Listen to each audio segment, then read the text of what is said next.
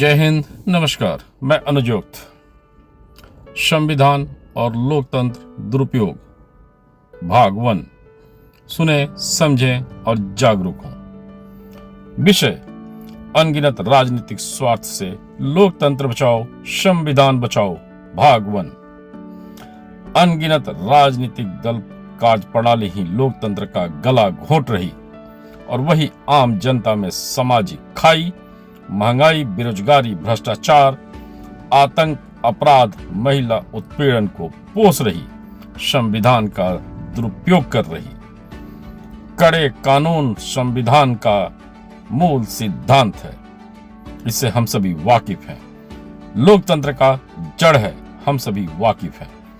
पर 90% राजनीति कड़े कानून के विरोध में है।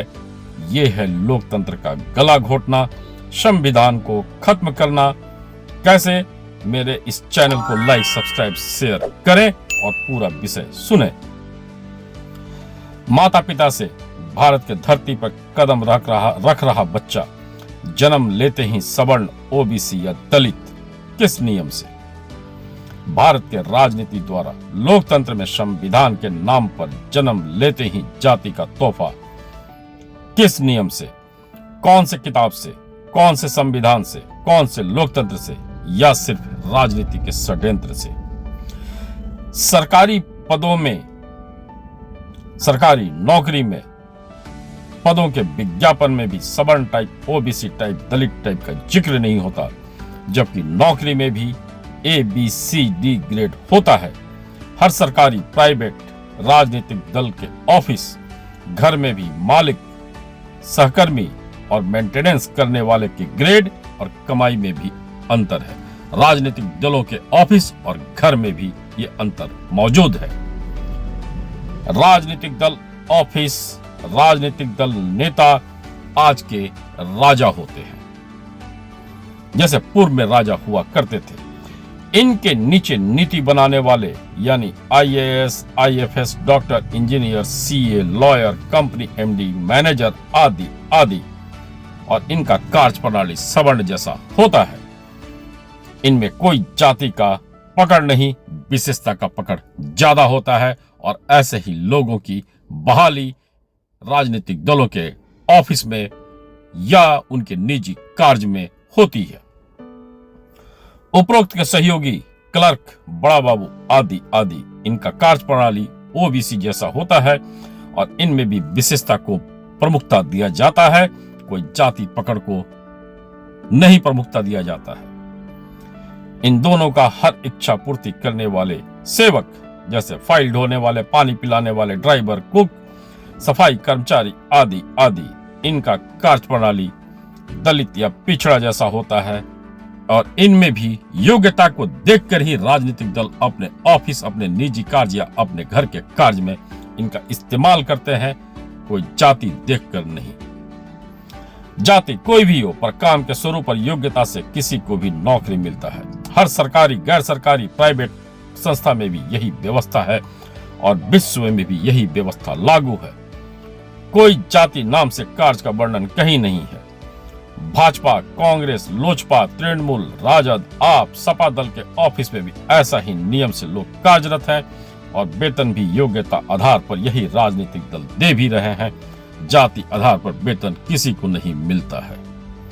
मेरे इस चैनल को लाइक, सब्सक्राइब, शेयर करना न भूलें, क्योंकि जातिवाद का जड़ और सामाजिक विष का जड़ अब आप जानने वाले हैं। इनके पोषक तत्वों को पहचानने वाले हैं जो लोकतंत्र का गला घोंट रहे हैं और संविधान का दुरुपयोग कर रहे हैं। प्रश्न नंबर 1, अगर सरकारी, प्राइवेट, राजनीतिक दल के ऑफिस में भी सवर्ण, ओबीसी, दलित जैसा काम है तो हर पोस्ट के योग्य का नौकरी है, तो एक बच्चा धरती पर आते ही सवर्ण, ओबीसी, दलित किस परिभाषा से बन जाता है? नंबर 2, सरकार और राजनीतिक दल को कैसे पता लगता है कि बच्चे बड़े होकर किस टाइप के जॉब के लिए योग्यता हासिल करेंगे? नंबर 3, क्या ये राजनीतिक दल गारंटी दे सकते हैं कि अमुक जन्म लेने वाला बच्चा सवर्ण टाइप, ओबीसी टाइप, दलित टाइप के नौकरी में जाएगा? नंबर 4, 18 साल के युवा और युवती को देश का हर लीगल दायित्व प्रदान किया जाता है, तो क्या उनको जाति चुनाव का भी अधिकार ये राजनीति दे सकती है? नंबर 5, कुछ जाति के बच्चों को महत्वपूर्ण एग्जाम में एज लिमिट है, एग्जम्पशन लिमिट दिया गया है, और लेकिन कुछ को एज के लिमिट में बांध दिया गया है, एग्जम्पशन लिमिट में भी बांध दिया गया है। ऐसा किस नियम से, यह कैसे डिसाइड होता है? कौन सा नियम बच्चों के भविष्य को जाति बंधन में बांधकर उनके प्रतिभा को कुंठित कर रहा है? नंबर 6, कुछ जाति को कम नंबर से देश का महत्वपूर्ण जगह मिल रहा है और कुछ ज्यादा नंबर लाके भी, ज्यादा मेरिटोरियस होके भी, ज्यादा प्रतिभावान होके भी कुंठित हैं। किस नियम से ये नियम हो रहा है, या किस नियम से ये निर्णय हो रहा है?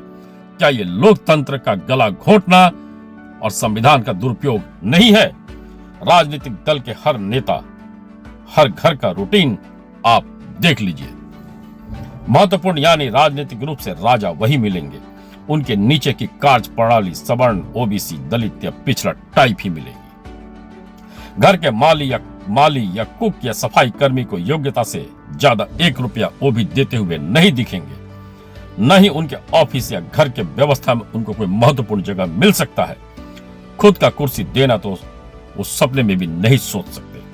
उनके अधीनस्थ सहकर्मी राजनीति के सवर्ण या ओबीसी टाइप मिलेंगे। राजनीति के सवर्ण और राजनीति के ओबीसी के ऑफिस घर के मेंटेनेंस वाले भी राजनीति के दलित टाइप ही मिलेंगे। जाति देख कोई नहीं मिलेगा। जो जिस कार्य का योग्यता रखता है वही वहां काम करता दिखेगा। और ऐसा ही है, आप किसी का भी घर या किसी का भी ऑफिस उठा के देख लें या किसी राजनीतिक दल के ऑफिस में जाकर सर्वे कर लें। यानी इनके ऑफिस और घर व्यवस्था में भी वही नियम है जो सामाजिक संरचना में अनगिनत सालों से थी, पर राजनीतिक वोट बैंक से सामाजिक संरचना को ध्वस्त रखना इनका मकसद है। उम्मीद होगी सभी को राजनीति का षड्यंत्र समझ में आ रहा होगा। जाति कुछ नहीं है, योग्यता और हुनर ही जाति है। इसीलिए राजनीतिक दलों के ऑफिस, घर, निजी काम में भी यही व्यवस्था लागू है। इस भाग में इतना ही। लोकतंत्र को बचाना है, संविधान से हुनर को सम्मान देना है, तो राजनीतिक दल के ऑफिस, घर के कार्य प्रणाली का विश्लेषण अब बहुत जरूरी, क्योंकि राजनीतिक दल के मुख्य राजा हैं। दिखाने के लिए प्रजा के सेवक बोले जाते हैं और प्रजा का वोट लेते हैं, और सत्ता के लिए समाज में हर वो 20 बोते हैं जो खुद पर कभी भी लागू नहीं करते हैं, खुद के ऑफिस में कभी लागू नहीं करते हैं, खुद के व्यवस्था में कभी लागू नहीं करते हैं, खुद के निजी जीवन में कभी लागू नहीं करते हैं, खुद के घर में कभी लागू नहीं करते हैं। धन्यवाद। अगले भाग में कुछ महत्वपूर्ण विषयों को लेकर पुनः मिलेंगे, जो ये बताएगा कि लोकतंत्र और संविधान कैसे बच सकता है और लोकतंत्र संविधान का गला घोटने वाले असल में कौन है, कड़े कानून का न बनने देने वाले असल में कौन है, और कड़े कानून का न होने से लोकतंत्र और संविधान दोनों कैसे कुछ असामाजिक लोग रौंद रहे हैं, ये भी आपको पता लगेगा। धन्यवाद।